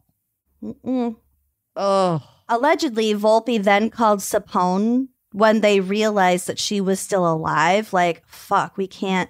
She's still alive. And he was like, you can't even kill a person. Like, you're pathetic. It was reported that Volpe had decided to kill Pizzotta because she knew too many details about the sect and the Tolis and Marino murders. So she was probably dating Volpe when those murders happened. And then somewhere along the line, he was like, she's got to go. They broke up. He doesn't trust her anymore. So after they tried to kill, or eventually did kill Pizzotta, Volpe and Ballerin, his girlfriend, did a bunch of coke and heroin. Great combo. Yeah. And decided that they better get rid of Pizzotta's car. We better go run it into this nearby river, like sink it in the river. Okay. So they get behind the wheel and they instead crashed the car and were promptly arrested. Okay, good. I'm glad that their really bad decision making at least gets them apprehended in some way. So like a few days later, Michelle, who was Tolis's dad, was watching the local news. A report came on discussing a murder in the nearby town of Somma Lombardo. A young man called Andrea Volpe had been arrested and admitted to killing his ex-girlfriend. This set off alarm bells in Michelle's head because Volpe had been in the death metal band with his son. Yeah. Did the dad... I don't think he recognized him as like a close friend of his son's, but he was like, they were in a band together. They were in a death metal band together. They were like, okay, I have a picture on the drive. Yeah. This group of people is everyone we hung out with in high school. Oh, 1,000%. Honestly, when I was looking at the flags earlier, I saw this photo and I was like, is this us in Excelsior? Like with our little goth boyfriends? Like, I can name the individuals who look like our friends with the same wardrobe. Correct. Correct. Yeah, okay, so that does kind of answer my question of, like, if the dad knew that this guy would have been one of the last to see his child alive, or he just made the connection, oh, they knew each other. They were in a band together. Now this guy's been arrested for murder. I want to go deeper on this because my kid's still missing. Mm-hmm. It's possible that he knew that his son's, like, last whereabouts were at this, like, death metal gathering, hangout at the pub. Club. Yeah. Mm-hmm. So it's possible that he was like, oh, these were probably those friends he was with. But then there was nothing he could do with that information until he saw that one of those guys was arrested for murder. Mm-hmm. Oh, I'd be losing it. He called the police. He arranged a meeting. And according to the Carabinieri, which is a faction of the Italian military, so it's basically the cops, they said or reported, quote, "It was a strange story, the one Michel Tolis told, but he didn't only tell a story, he backed it up with a very convincing body of paperwork and photographs, which he has gathered over the past 6 years." Yes, he's trying to bring justice to his kid. Mm-hmm. He's showing up with fucking receipts, text messages, timelines. Yes. Good on him. Good on him. Seriously. Using Michel's dossier of information, the police interrogated Volpe about the disappearances. Volpe finally confessed and led the police to where Tolis and Marino were buried. Wow. So they also all arrested... those years later. Mm-hmm. They also arrested Macchioni, who was the best friend, who admitted to having beaten Tolis to death with a hammer. Oh, and also, my God. His best friend. And also told the cops that the boys had been part of a wider satanic sect called the Besties of Satana. Oof. On February 22nd, 2005, so this was about a year later, Volpe and another member, Pietro Guerrieri, were sentenced to jail for their roles in the 3 ritual murders. Volpe was sentenced to 30 years, which was 10 more than the prosecutors had requested because it was so gross. Mm-hmm. Guerrieri was given 16 years. Macchioni, who also confessed to the killings, including beating his best friend with a hammer, was cleared of charges because he had played a quote-unquote secondary role. He probably gave compelling information to the prosecution. I think he did. To avoid any fucking sentence whatsoever. I mean, that's wild. That's really wild. The verdict came among a growing concern in Italy that young people were turning to Satanism and the occult. It's just a couple decades after that happened in the U.S. Mm-hmm. 2 months before the sentencing, a Vatican-linked university opened a 2-month course on diabolical possession and exorcism because this was like such a fad. Dang. 5 more members of the Beasts of Satan went on trial in June 2005. So Sapone was given a life sentence. Ballerin, Paolo Leone, Marco Zampolo, and Eros Chaos Monterosso were also sentenced to anything from a life sentence, 29 years, 27 years. Ballerin, the young girlfriend, got 22 years. And for some reason, Volpe was released in 2020. Yeah, and I'd imagine, well, probably not for some reason. There were a lot of COVID releases. Oh, especially if you were approaching the end of your sentence, if you had been like, quote unquote, a model prisoner. Mm-hmm. You know, so that might have just transitioned out of prison to maybe some house arrest, parole type thing. Yeah. Because of COVID would be my guess. Last little footnote, involvement of the Beast of Satan has been suspected for up to 14 other unsolved cases. No way. They happened in the same area, the same time frame. And they weren't just homicides. That includes alleged suicides, disappearances, and violent deaths of people allegedly tied to members of the group. So among these are 23-year-old construction worker Christian Frigerio from Brugherio, who was allegedly a former member of the group who disappeared on November 14th of 1996. 21-year-old Andrea Ballerin, who was a childhood friend of Volpe, different ballerin, was found hanged in the school that he had attended in May of 1999.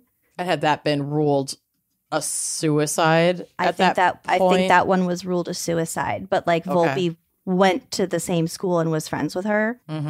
28-year-old Angelo Lombardo, who is the caretaker of the cemetery of Legnano and an acquaintance of some of the members of the group, he was found burned alive in the cemetery in December of 1999.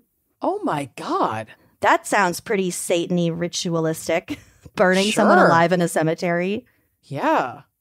26-year-old Doriano Mola was found hanged in the woods near Cavaria con Premezzo in December of 2000. And was that person connected directly to them? All of these people had some ties to the group. Okay, because that was going to be my question, is it's like, as we know from other episodes talking about satanic panic, some of these kind of ritualistic killings certainly do happen. We're talking about one right now, but then also things can get swept up in the media and blamed on a satanic panic that might not be the cause, but like because all of these cases have a direct line to this specific group. Yeah. This says allegedly. That kind of changes things. Allegedly tied, but at least three of these people did have ties. Okay, Doriana Mola. 21-year-old Luca Colombo, who was a flower seller and a friend of Nicola Sapone, was found hanged in May of 2004. And 18-year-old carpenter Alberto Scaramuzzino from Deirago was found burned in his car in the woods. Oh, God. In May of 2004. Oh, it's so creepy. They were either burned or hanged. Similar causes of death.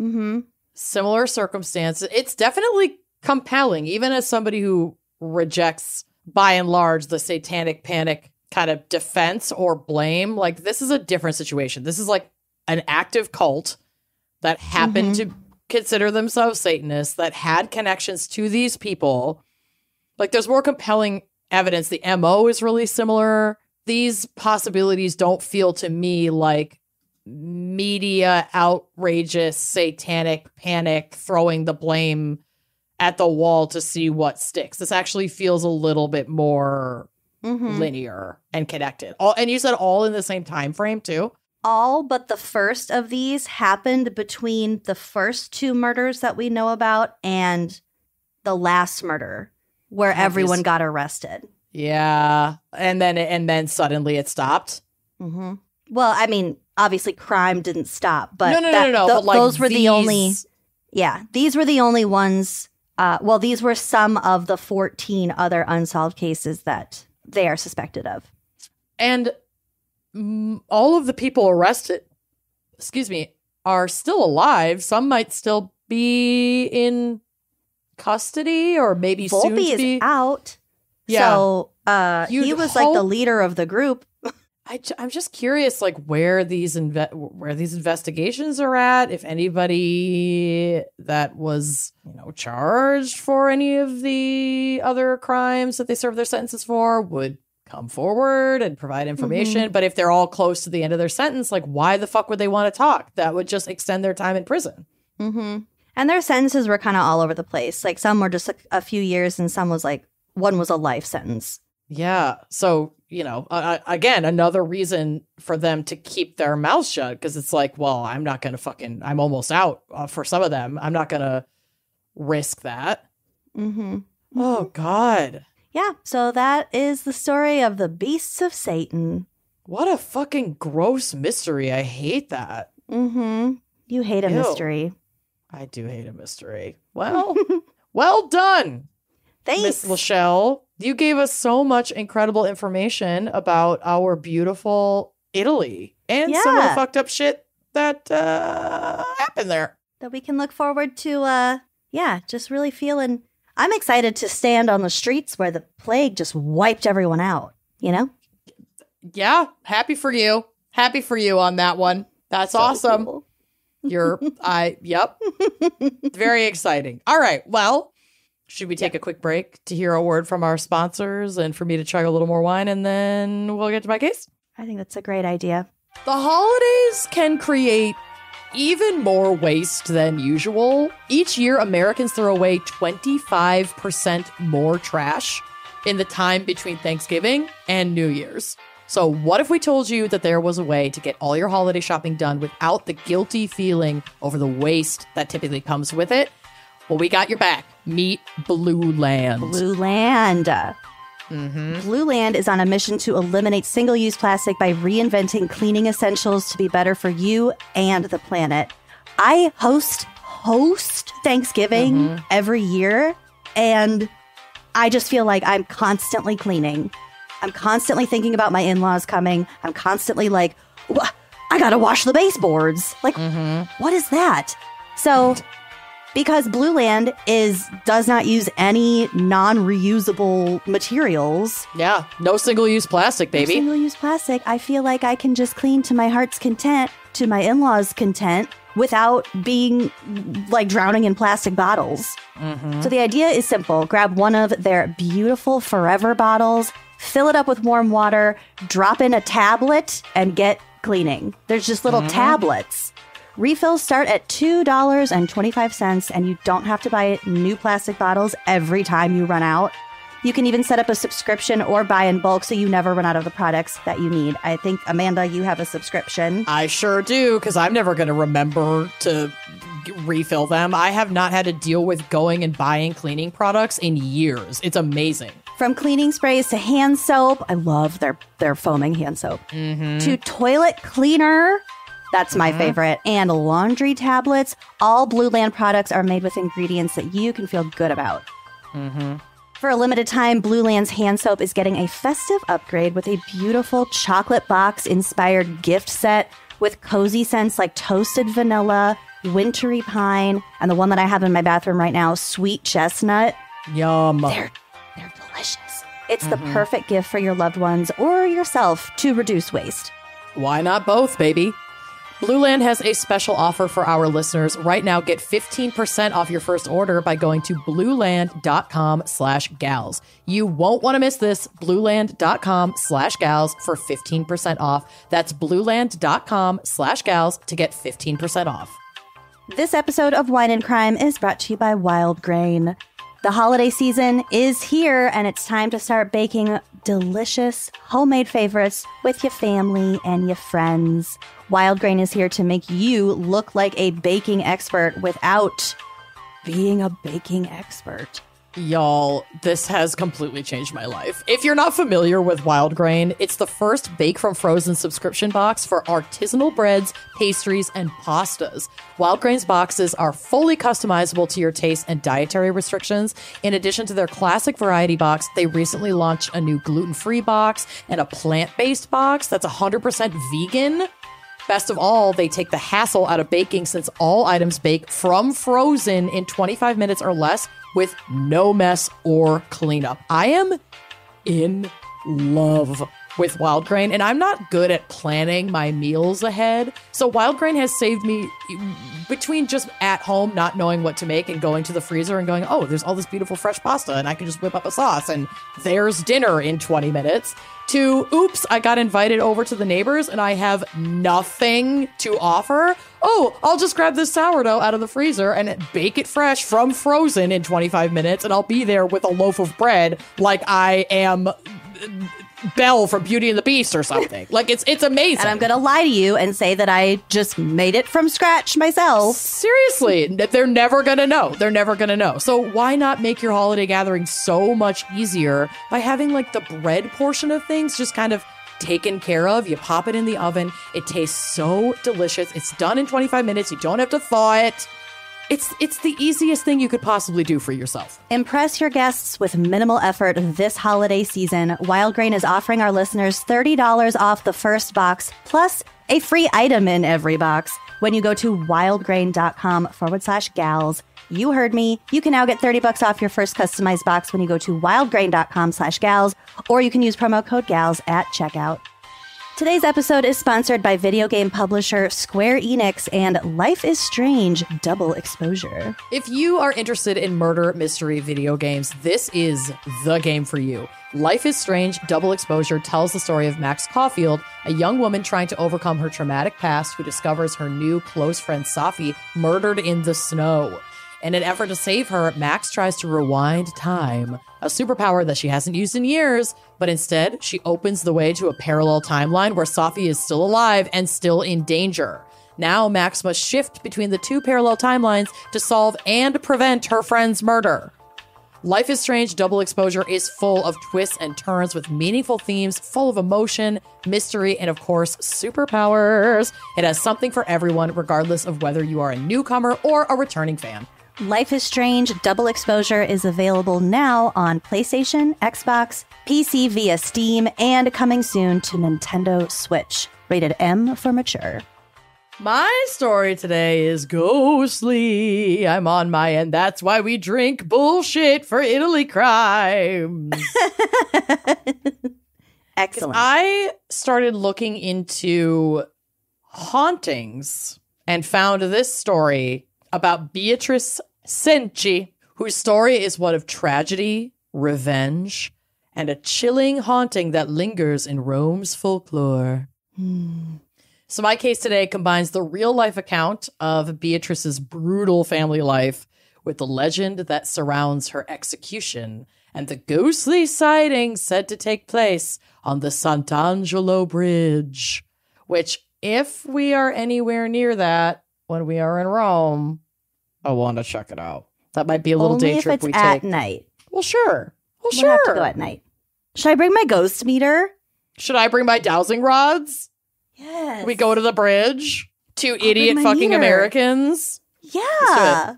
Why not? Let's also be drunk so we can just maximize our obnoxiousness. Great.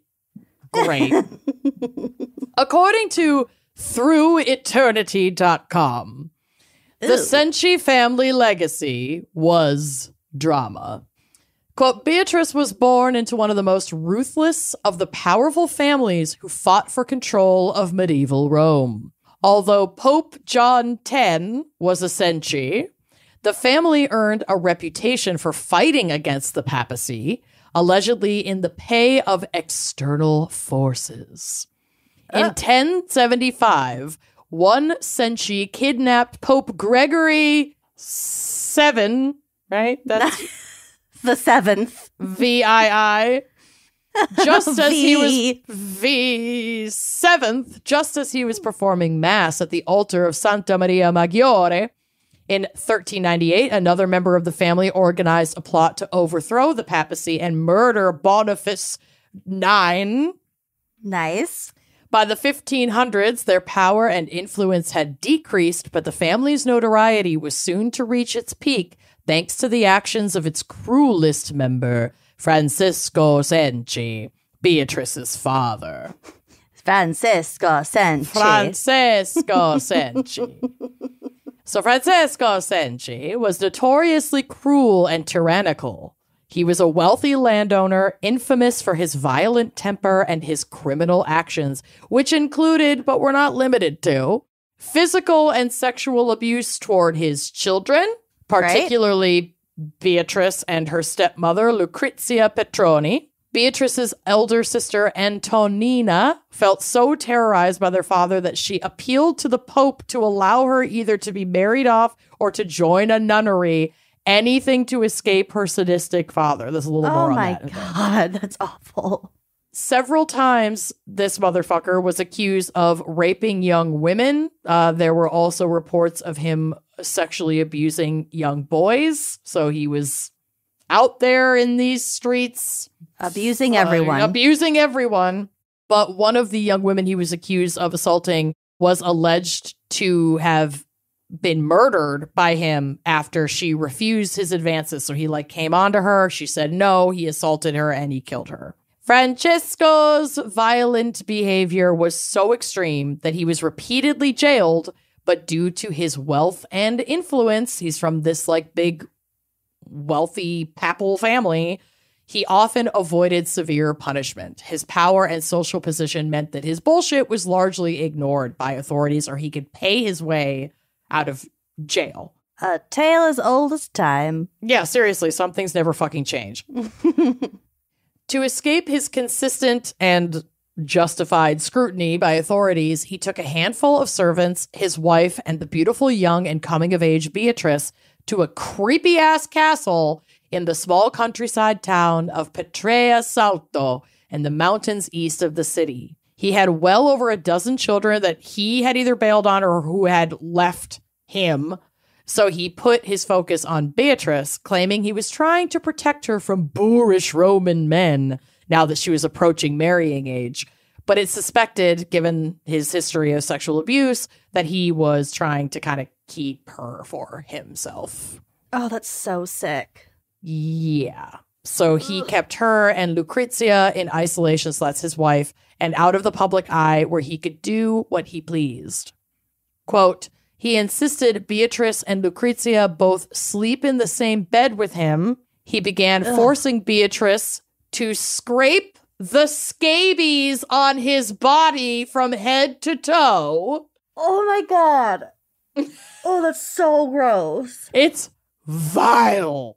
Ooh. Beatrice wrote desperate letters to her brother Giacomo, but Francesco only whipped her when he found them. So she's like appealing to her brother who got out to be like, this motherfucker, I'm in his bed scraping his scabies. Please get me the fuck out of here. And he'd find the letters and beat her, whip her. Oh my God. It was fucking sick. This shit was fucking sick. I don't know a ton about his other kids, but did find this quote in Atlas Obscura, quote, while Francesco was paying off the justice system, such as it was, his children were doing their best to get away from him since he always seemed to have enough money for fines, but never enough to feed or clothe them. His children. Children, yeah. His son Giacomo disowned him and left. Cristoforo and Rocco, heirs to their father's temper, were killed in duels. So they had like also been messy boys and they died. Messy boys. Messy boys. Antonina, Beatrice's older sister, as we mentioned earlier, successfully petitioned the Pope and asked him for permission to either marry without Francesco's consent or join a convent to escape him. I'm not sure. Oh, she did get married. So the Pope consented to her marriage and stuck her father with a hefty dowry. And Francesco was pissed about this because he was paying his way out of trouble so much that he did not have a lot of money for the dowry. Which he never agreed to the marriage in the first place. And that was kind of the last straw event that motivated Francesco to take Beatrice and Lucrezia and get out of town. It's like, well, you can't get me to pay if I fucking leave. Because this was a different time. This was the 1500s. Well, yeah, and the Pope was the one being like, I'm going to marry off your daughter. You got to pay me. Uh-huh. Uh-huh. Mm-hmm. Sorry, I'm a little drunk, and I'm drinking more. Here we go.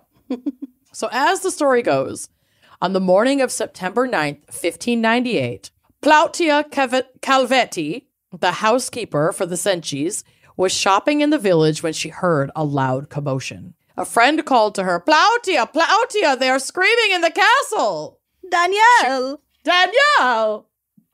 She ran back to the Plautia. She ran back to the castle and saw Beatrice Cenci looking down from one of the windows of the castle. Oh my God. Plautia called up to her, but received no response, just staring into the distance, utterly silent. Oh my God, I love Unlike this. her stepmother, whose frantic screams could be heard echoing through the castle. Oh. As Plautia continued up the road, she met some men who were running away from the castle, screaming, Signor Francesco è morto! Count Francesco is dead. Mm-hmm. Ooh. His mangled corpse was found in a wooded thicket at the base of the castle, where the residents dumped their rubbish. He's just poop pile in a trash and poop heap hole where he belongs. Where he fucking belongs. Above the rubbish trench at the top story of the castle, a wooden balcony wall was broken and the Count had fallen over 40 feet to his death. Good for her. Right? Fucking right? Good for her. Good for her. As townspeople and authorities attended to the scene, they noticed the corpse was oddly cold. Too cold for someone who had just fallen to their death. Further investigation of the broken balcony banister revealed the break looked oddly specific in size. Almost intentional to, like, fit the Count's body through or make it look like his body went through it. I'm imagining a medieval Kool-Aid Man situation where it's like, this hole is too specific. Yeah, okay. When the body itself was, like, washed and examined, large jagged wounds were found near his temples. One, quote, large enough for a servant girl to ghoulishly stick her finger inside. That's me. I'm the servant Lucy. Girl. Look Tag at yourself. the sweatshirt I'm wearing. It's my autopsy shirt. It is external exam. Why incision? So Finger they in the found hole. those wounds during the external exam. There you go. And I stuck my fingers in his head. For measuring. It's for science. For science. Research. But this investigation of the body, the scene, the cold skin made clear the Count had been murdered. Oops. Without much pressure from authorities, Lucrezia confessed. Oh. So Lucrezia, Francesco's long-suffering wife, had given her husband a sleeping potion. I love the phrase long-suffering Suffering wife. I know. It's so fucking good. It's so good. And after he had passed out, she and Beatrice instructed two men who worked in the castle to move him. Now, this is real old. So there are some reports that her younger brother, who was like still around, may have also helped, but we're not 100% sure. But we know at least two men who worked in the castle helped them with this plan. Francesco briefly awoke from his drug-fueled haze, and a struggle began with the guys who had been instructed to, like, yeet him over the castle wall. At the urging of Beatrice, the men held him down and smashed his head in with a hammer and chisel, the finger-sized hole, before tossing his body over the wall into the trash trench. Mm-hmm. Afterward, they broke apart the balcony to make it look like an accident. One of the two murderers was Olimpio Calvetti, a caretaker of the castle and husband of Plautia, the housekeeper, who had been porking Beatrice on the side, allegedly. Plautia was? Or Olimpio was? Her husband, Olimpio, who also worked in the castle. There are rumors that he was having an affair with Beatrice, and that's why Beatrice was able to convince him through seduction to take care of her abusive father. So Lucrezia wasn't trying to kill him? Oh, she was. Oh, okay. She and Beatrice Beatrice were. Basically, she and Beatrice are locked up in this fucking castle, scraping scabies and getting abused every day. And Beatrice was like, we have to kill him. Like, we have no other choice. We will never be free. And Lucrezia was like, bitch, you're fucking right. Let's do this. So they start working together. Bitch, you're on. Bitch, hold my drug potion beer. Let's fucking go. So it's tough because we've got misogyny at play. We've got word of mouth that's turned into legend. This is a really old story. A lot gets kind of put on Beatrice as the mastermind, including this whole, she seduced Olimpio because she was having an affair with him into killing her father. That's why I say allegedly. I saw this in a couple of different articles about this. We don't fucking know for sure if that's true, but it doesn't really it's impossible matter. to know in these 16th century crimes. Straight up. It doesn't really matter. I just thought I would include it as, a little moment of intrigue. Yeah. And also, like, these are the kinds of stories that will often be spun about women to take the blame off of the men who also were complicit in his murder. Mm-hmm. Yada, yada, yada. She snapped. She fucking snapped. Rightfully so. Mm-hmm. I will never scrape a scabies. I'm just not going to do it. I'm sorry. It's not fucking happening. Mm-mm. So the Senshi family was arrested, including one of her like little brother, who we'll kind of get to. And despite Beatrice's claims that she and her family had acted out of desperation due to years of abuse, they were subjected to brutal torture. Beatrice, Lucrezia, and their accomplices were found guilty of parricide, so the murder of a parent, a crime viewed as particularly heinous in that era when it happened to the patriarch of the family. Didn't seem to be particularly heinous when it happened to the women in the family, including the matriarch of the family. But if you kill the dad, you're in big fucking trouble. Then there are repercussions. Right. So what I'm about to read next is a phenomenal excerpt from an academic paper that I found that talked a lot about Beatrice, more through the lens of, it's like an art history paper, because a lot of like beautiful art of Beatrice was created during the trial or like while she was in prison, but also in the years following, because she kind of became like a symbol of resistance. Oh. So I found this cool academic article. I will have it linked in our sources so you can check it out too. But this kind of describes the event. So it says, quote, "Deep in the night of the 8th of September, 1598, the assassins gathered. Beatrice, with her steely resolve, exhorted her co-conspirators onwards to strangle, to pierce his eye with a stiletto, and to dispose of his body off the balcony. Yes. As they enacted the deed, Beatrice declared, 'My breath comes, methinks lighter, and the jellied blood runs freely through my veins.'" Oh, she is excited. Ready to be free. She's ready to fucking go. Yeah. The crime was soon discovered, and the conspirators arrested and brought to Rome for the trial.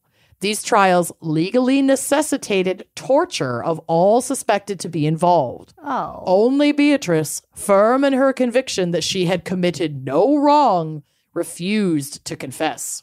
Even as her limbs were torn on the rack, she eloquently disputed the accusations and questions put to her by the tribunal. Yes, bitch. The Pope, as covetous of her family's wealth as Francesco had been of her beauty, returned a new board of inquisitors to elicit the confession needed to send her to death. It was only the threatened indignity of having her hair shorn that broke her spirit and dragged a confession from her. So she didn't talk while being stretched on the rack. But they were like broken. But they were like, "Own up or we're going to cut your hair." And she was like, "Fuck." Oh. All right, fine, I did it. I love her. God. I love her. I love her. She is the moment. She is the fucking moment. Despite popular public support for the family, especially for Beatrice as an aggrieved, pious Roman maiden, Pope Clement VIII, the Eighth, V8, V111, VIII, mandated their executions. He had at first thought to commute at least the women's sentences to life imprisonment due to the extenuating circumstances of Francesco's cruelty, but 3 days before they were to be executed, word reached him of the murder of another wealthy aristocrat by her son for refusing to make a will in his favor. So he's like, shit, this is going to become a pattern. We have to make what is it called? Example. An example of Beatrice and her stepmother and her two co-conspirators. So as a deterrent to other children who might want to rid themselves of their parents, and so that he, the Pope, could claim Francesco Sensi's vast wealth for the papal coffers. Papal coffers. Papal coffers. Papal, tomato. I don't know. PayPal coffers. PayPal coffers. He needed his PayPal balance to go up. Clement reinstated the sentence of beheading for the women. Oh, that's a really great pope that we had back then. Straight up. So, I don't know, torture them for like weeks, months, however fucking long, threaten to cut her hair. Now we're going to censor them to death and we're going to cut off their heads. Okay, bye. Don't cut off my hair. Please don't cut off my hair. On September 11th, 1599, never forget, the executions were held at Castel Sant'Angelo, an ancient fortress overlooking the Tiber, I think. River. Beatrice, at just 22 years old, was beheaded, and her brother was tortured and then executed. 22? 22. The executions were a grim spectacle witnessed by crowds of Romans. People had come from, like, this was a huge deal at the time. And the trial and the torture and the trying to get the executions had taken a decent amount of time. I think that, like, the crime happened and then it was almost a year before they were executed. So, like, people knew this story very well. And obviously everybody in the village attended and came to Rome to see this go down. But a lot of just people living in Rome who had no direct connection to Beatrice were also spectators. That was the vibe. That's what people fucking did. Another excerpt from that amazing paper that I was talking about, which again, it'll be linked in our sources. Highly recommend giving it a read. Quote, giving her own dowry to pay that of 50 poor girls and sewing her own dress for her execution. The fateful day, 11th of September, 1599, arrived. Legend tells us that Guido Reni painted his celebrated portrait of Beatrice the night before her execution in her cell in Castel Sant'Angelo. Oh my God. Her youngest brother, Bernardo, spared from death due to his tender age and mental frailty, was nonetheless forced to watch the executions of his stepmother, his sister, and his brother, and the two accomplices, and fainted at the sight of his family's impending doom. Lucrezia was the first dispatched. Beatrice mounted the scaffold second. She presented with her mom's blood all over. Yeah. Warm and slick with her mother's blood.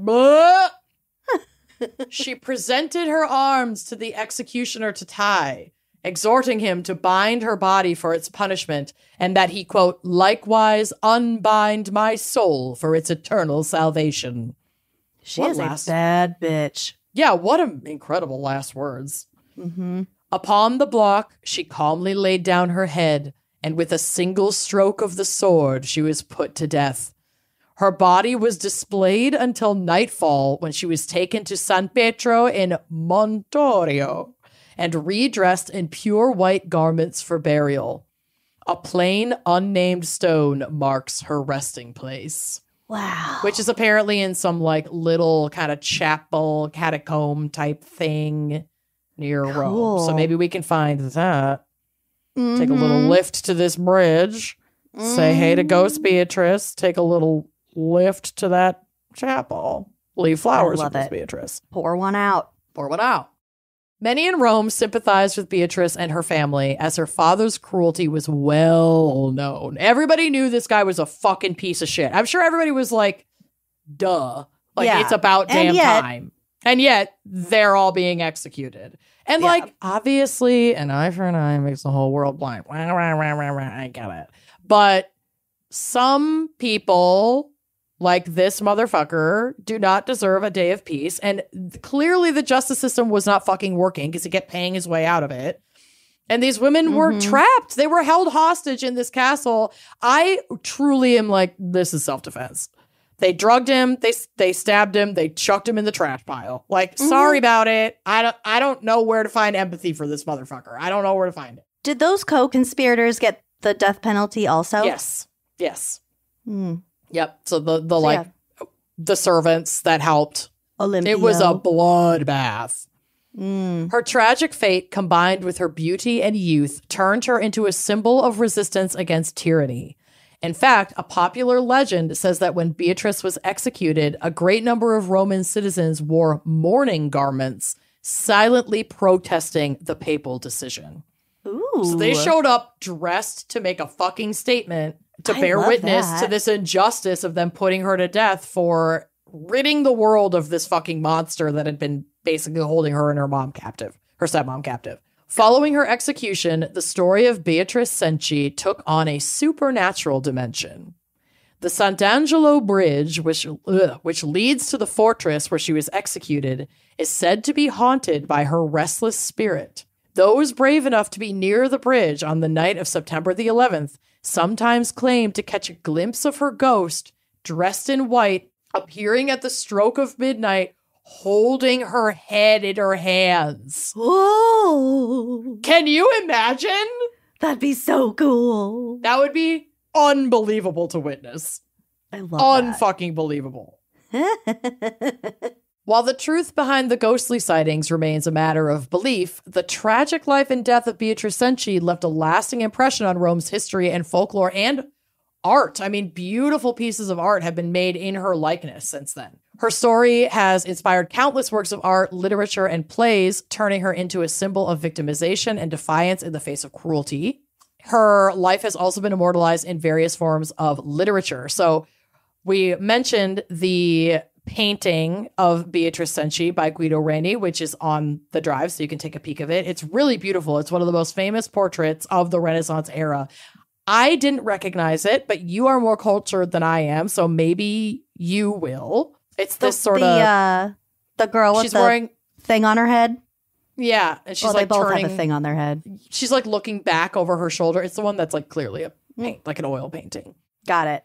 It's beautiful. It's really beautiful. It's really beautiful. The French writer Stendhal wrote about her, and the English poet Percy Bysshe Shelley also penned a play called The Cenci, which explored the psychological torment that she endured. It's a play in 5 acts, and I totally want to read it. It's about her life and about the murder. That's on my list. Maybe when we're done reading about the bubonic plague, we can do this play on the plane as well. Yep. We'll perform the play on the plane. Yeah. And then they'll be like, oh my God, can we please upgrade you to first class? And we'll be like, absolutely. We thought you'd never ask. And they'll be like, would you like another Bloody Mary? Would you like another Bloody Mary? Would you like to lay down in Delta One? We'll be like, yes. We would very much like that. And also, thank you for your time. And also, you're welcome for this incredible performance. For our performance. And we can do it again. We can revive this on the way back with maybe some more context of the Roman culture that we can infuse into the story, into the play, bring our own experiences forward. We should adapt it into a musical for the flight home. Oh, I like this. I like this. We'll get the travel team involved. We'll put together a number. There's brilliant people coming on this trip, so I think this is doable. I really do. So, in conclusion, the haunting tale of her ghost has become a staple of Roman ghost stories. Like, if you Google her, a lot of the top hits are like ghost tours of Rome or, Roman tourism. Like, this is a well-known ghost story. She's like the Sleepy Hollow of Rome. Yeah, and, Rome already has rich supernatural lore. A lot of shit's gone down there. A lot of people died. Lot of people. So that speaks to how pervasive and impactful her life, her story of her death was to the culture, that like this girl's story has kind of withstood the test of time and people still go to the bridge trying to see her all these fucking years later. She's a feminist icon. Pretty much. The legend of Beatrice Cenci's ghost persists to this day, with many Romans believing that the tortured spirit of Beatrice roams the bridge seeking vengeance or redemption. The Sant'Angelo Bridge is now one of the most famous ghostly spots in Rome, drawing tourists and believers alike who want to witness a glimpse of the past. Ooh. And that's my story. Of a beheaded girl. Good job. Just a cutie with her own head in her hands. The bridge is also fucking creepy. It's so creepy. I was going to say that. It's roll creepy. It's like drippy, mossy. There's like winged angels on it. It's nasty. It's some nasty shit. And then, there's a modern day photo of the quote unquote castle, but it was just like their house where they lived. And it's so funny because it was described as like such a dump. where he locked them up. It was like, this place is a fucking dump, and he's trapped his wife and his children here, and they fucking hate him, and he has scabies, and they murdered him, and nobody's sad about that. But basically, they really just came down on them because, like, the papacy wanted his money. And if they didn't fucking have these convictions, then they couldn't get his remaining fortune. Oh. So that was like a big part of why she is also a symbol of resistance, because what little money she had to herself was for her dowry. It would have gone to her husband who married her, whoever that may be. And they couldn't claim that money even after she, for whatever fucking reason, like whatever laws were in place, even after she was convicted. So she was able to leave that. She left it to like a friend who did go on to have children and, you know, like poor women that she was connected with in her community. She left that money to, allegedly. But everything else that was wrapped up in the Senchi family fortune was claimed by the papacy, the pap smear. The Pope. So that was obviously a compelling reason, even though, you know, in modern times, I think that any good lawyer could have spun a very compelling self-defense, duress, extreme extenuating circumstances defense for them. Well, the patriarchy had a grip. Yeah, and the Catholic patriarchy wanted their fucking bag. This guy had been skirting them forever. He had been like rejecting the papacy in the family for all these years. He'd been buying his way out of fucking jail. They were sick of his shit. So they were just as happy he was dead as fucking anybody else, but they had to put somebody on the literal chopping block so they could get his money. Yeah. Dang. Fucked up. Again, some things never fucking change, man. Some things never fucking change. I hope Beatrice is resting wherever she may be. I hope so, too. God bless her. Well, good story, and I think that was a great episode, and I'm sure we're having so much fun in Italy right now. Indeed we are! Yeah. Well, thank you all for listening, and we'll see you next week. Indeed. Bye-bye. Arrivederci. Thanks for listening to Wine and Crime. Our cover art is by Danielle Sylvan. Music by Phil Young and Corey Wendell. Editing by Jonathan Camp. Our production manager is Andrea Gardner. For photos and sources, check out our blog at wineandcrimepodcast.com. You can follow us on all the socials at Wine and Crime Pod. If you have questions, answers, or recommendations to share, email us at wineandcrimepodcast@gmail.com. Episodes are available on Apple Podcasts, Spotify, wherever you get your podcasts. If you like the show, please rate, review, and subscribe on Apple Podcasts. It is the best way to spread the word. If you'd like to show your support and get access to all sorts of wine-fueled bonus content, visit our Patreon page. Cheers!